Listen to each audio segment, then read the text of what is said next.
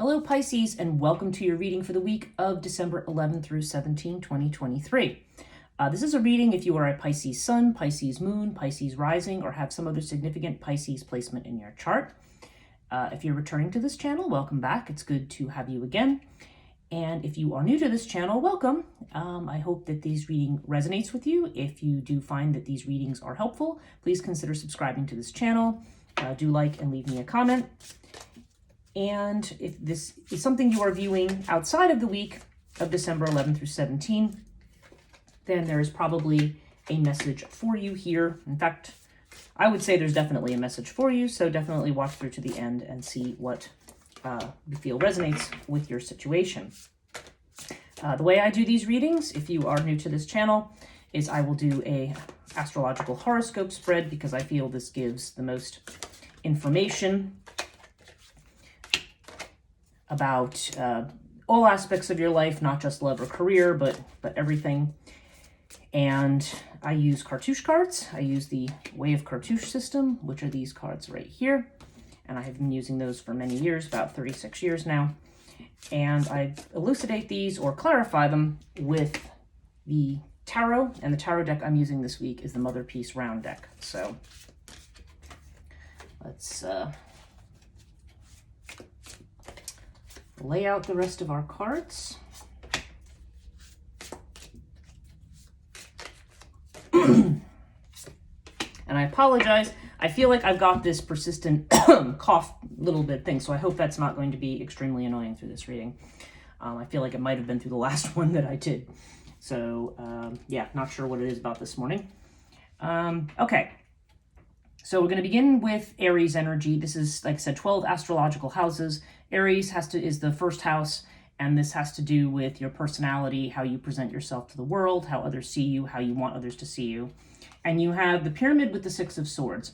Okay, pyramid shows up when you are having a test of your faith in yourself, okay? In some way, something you value, something about you, something about your identity is being tested. So, yes, you may be feeling like you're facing some challenges. Maybe you're dealing with some self-doubt with regard to something. Now, the Six of Swords indicates the need to see things for what they are rather than what you want them to be. So, yeah, I feel like it's funny because Neptune has just gone direct this month, and you are Pisces, and you are ruled by Neptune. So I feel like things that maybe have been foggy, or things, maybe you've been kind of led down the path about something, and it's not seeing it quite for what it is. Now I feel like you're being challenged to see things for what they are. Because certainly that Neptune in Pisces can be inspirational, but it can also pull the wool over our eyes a little bit. So definitely there's a challenge here to see situations as they are. Second house here, this is Taurus energy. This has to do with your money, your possessions, what you value. And this is, you have fire with the Chariot. Now, Chariot is Cancer energy. So you've got fire and water here. This I feel like there's a need to take control of your financial situation. Fire may be about, burning up, getting rid of, getting rid of debt, perhaps, clearing things up, sorting out problems. If there have been financial issues, then this would be the inspiration to figure out how to fix it. But Chariot is definitely about something where you are taking control and moving ahead. So I feel like if you have been trying to get your finances in order, perhaps something has been, either amiss or maybe not quite the way you like. Or you just could be very, very driven right now to meet certain financial goals. And yeah, there's definitely this sense of kind of charging ahead with something here. Third house, this is Gemini energy. This has to do with communication, messages of all kinds, have to do with siblings. If you're in your own business, this would apply to self-employment, self-effort. And also, short-term travel, things like that are also connected to this. So you have Ta with the Ace of Cups. Okay, so I feel like there is for some of you, this could be a message of new love, because Ace of Cups does have to do with love. If you're, and this is a strong masculine energy here with Ta. So there could be a message coming in from somebody who's male. That's possible. If it's not about love, then it's certainly about some kind of a new beginning or new opportunity that is exciting, interesting, something that you are actually emotionally engaged with rather than something you may be looking at in a detached kind of a way. Certainly on the business front, yeah, this could be a new opportunity, and Ta would indicate putting effort in, building things up. Ta is a card of Capricorn energy. So, and Ta is the master builder. So I feel like, yeah, there's some kind of thing that's being built. Either this is another person who you're in communication with who's offering you something like this, or this is just something you're working on. I feel like for some people, there's a message that you are, at the beginning of something that you're really going to love or really enjoy. It could be that if you're feeling discouraged or feeling like something's not yielding fruit, it may just be saying, look, you're still in the building stages of something. So just make sure you're laying a solid foundation. Fourth house, this has to do with Cancer energy, your home, your family, your sense of security. Sometimes it has to do with the mother. Okay, and we have the twins with the Three of Cups. So I feel like there's definitely socializing with family or people who you consider to be like family. There's definitely between the twins in Cartouche and the Three of Cups. The Three of Cups is like a party. It's like a social event. Sometimes this is people from the past who are coming back. Three of Cups can indicate reconciliation with people. So again, take it as it resonates, but this does seem to me like you are planning some kind of family get-togethers, which does make sense at this time of year because the holidays are coming up. Or if you're Jewish, then the holiday is actually currently going on. So it's so there's definitely a sense of socializing and connecting with family here, or connecting again with people who are like family. If you don't, not everybody is close to their family, so that's there's definitely this sense of socializing, and this could also just be something that's going on in your house or in your living space. Fifth house is Leo energy. This has to do with creativity, children, or love affairs. So you've got Temperance with Scarab.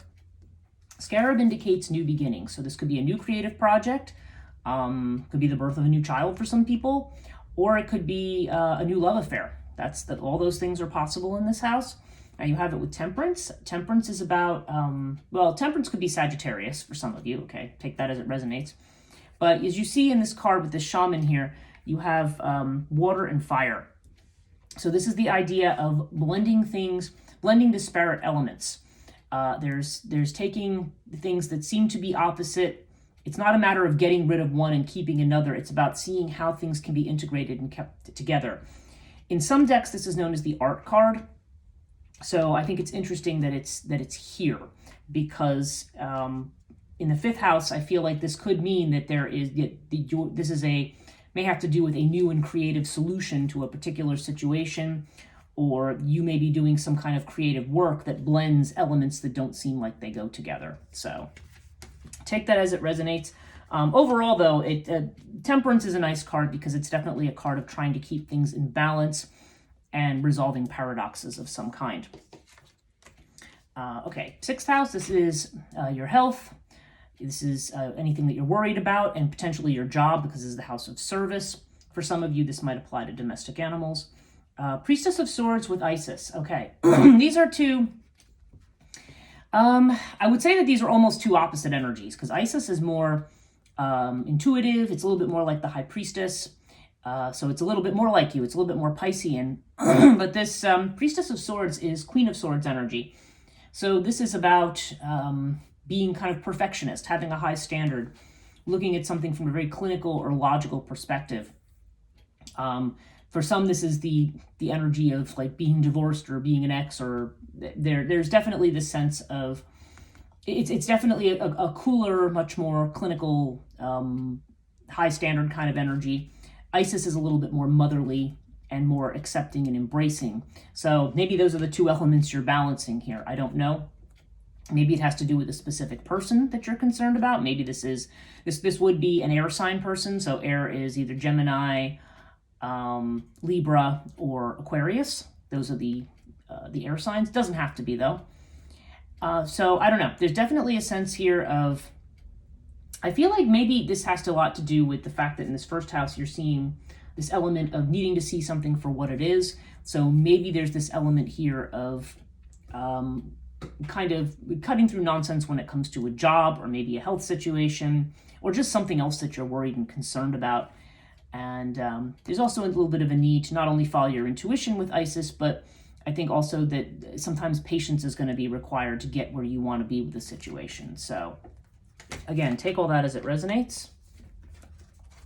Okay, 7th house is Libra energy, and this has to do with partnerships.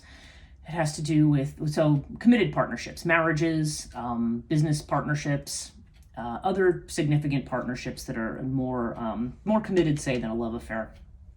Okay, you've got Sirius with the Ace of Swords. Again, you have a lot of this energy of cutting through and seeing something for what it is. Aces, again, this is another new beginning. You had an ace over here, now you've got an ace here. And yeah, I just feel like it's either a truth about a relationship, it could be a new relationship coming in that's very powerful. Sirius, again, that's Aquarian energy, so more air. Sirius could indicate a strong and physically attractive person, if you want to literally talk about a partner, or somebody who's just into physical fitness or is working out or doing something. But Sirius also has to do with what they call breadth of vision, thinking outside the box, thinking more broadly or being innovative. So I don't know, this is either something that's in connection, it could be a lot of brainstorming going on with a business partner or even a marriage partner, or you may have somebody coming into your life who has some of these qualities, but there definitely seems to be some kind of a new beginning here, clarity about a situation where maybe you feel a little bit boxed in or hemmed in, because Sirius would also have to do with expanding your way of thinking about something or thinking about something from a new perspective. So yeah, take it as it resonates here. 8th house is Scorpio energy, and Scorpio is the house of transformation and also other people's money. Okay, you've got Lotus with the 7 of discs. Now you see there's this pregnant woman on the 7 of discs. So there's definitely the sense that you are waiting for something, that something is, your 7 of this usually, I mean, the different tarot decks look at the 7 of discs or 7 of pentacles in two different ways. Some people look at it as you're looking back at your efforts and deciding whether or not it's worth continuing. Cards like this one, and also in the thing of the Osho Zen Tarot, they see this more as a card of patience, more of a card of, you're almost there. This person is 7 months pregnant, right? It's like you're almost to the end of a term, and there may be some challenges that come along with that, but it will be worth pushing through to the end. Now you have it with the Lotus card. Now you have this number 7, because this card is card 7, and 1 plus 6 is 7 here. So this could be something. I'm just trying to see if you have other 7s in this reading. Yeah, you've got the Chariot over here.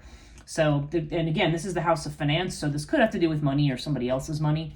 I don't know, but there's definitely a sense, Lotus indicates a need to calm anxiety, to be patient, to kind of, Lotus is a card of meditation, of finding your center, of focusing and calming the mind. So yeah, I feel like there's almost a message of you should relax your anxiety. You're almost to the end of a waiting period, or almost through getting a period of getting something done. 9th house, this is Sagittarius energy. This has to do with expanding your horizons. So it has to do with colleges, universities, higher education, higher ed, obviously, religious institutions, religious communities, anything spiritual, philosophical, deep thought, and also with long distance travel and potentially with legal matters. So we have the Horus card with the 9 of Wands. Okay, so 9 of Wands, again, there's this sense of trying to come through to the ending of something, okay? It's like almost like it's like putting out a lot of energy, being drained, being exhausted, and kind of trying to push through the finish line. And with Horus indicates the ability to push through to the finish line. So yeah, there's definitely the sense that something that maybe has been taking up your time and energy. Maybe if you're a student right now, maybe you're at the end of the semester and trying to push your way to the end. Maybe you're looking forward to a vacation abroad or a vacation far away. Maybe this is part of the family get together, because Horus does have a family component to it. But there's definitely the sense of pushing through something. And Horus often indicates a situation where you push through and in the end you say, oh, that was easier than I thought. Or somehow almost like giving birth for some people. Like after it's done, then all of the suffering that went along with it somehow gets forgotten in the moment. So it's that kind of energy. It doesn't mean, by the way, that somebody's pregnant necessarily. Although, fifth house, some of you might have just had a child. But yeah, there's definitely this sense of pushing through to finish something. So I feel like this either has to do with a school situation for some of you, or this could just be going into deeper thought and really trying to think through things that perhaps are, deeper questions that may be vexing you. That may be sapping a lot of your energy, and that there may be a need to be creative again, or to have some kind of healing and connection with that, or that maybe that your beliefs are going to be something that helps you do that. So again, take that as it applies to you. 10th house is Capricorn energy, and Capricorn is your career, your fame, reputation, the father sometimes. Okay, you have Ankh with the 6 of Cups. So 6 of Cups is usually, again, there's this return to the past. Now, the fact that I've got the 3 of Cups in the exact opposite house suggests to me that, yeah, there may be some people returning. They could be from childhood. Could be, some of you could be a past life. It could be just, could be a past love when you see the Ankh card. But I don't know. This is also the house of the father. So again, I feel like there's a strong family vibe, like a family get together. Some of you, maybe there's a family reunion or something coming up in regard to that. If that isn't the case for you, then I don't know. There's some person from the past that may help you get to where you want to be in terms of your career, or what you want people to see, what work you're putting out there in the world that you want people to see that makes your reputation. Sometimes Ankh also can indicate somebody who's in a career that has to do with something connected to beauty, like a hairdresser or a fashion designer or an esthetician or something like that. That can be an element of that when this card shows up here. And again, that's not going to apply to everybody. But you've got 2 + 4 is 6, and you've got a 6 here again. So I don't know. I feel like for some of you, there's something coming in 6 with regard to your career.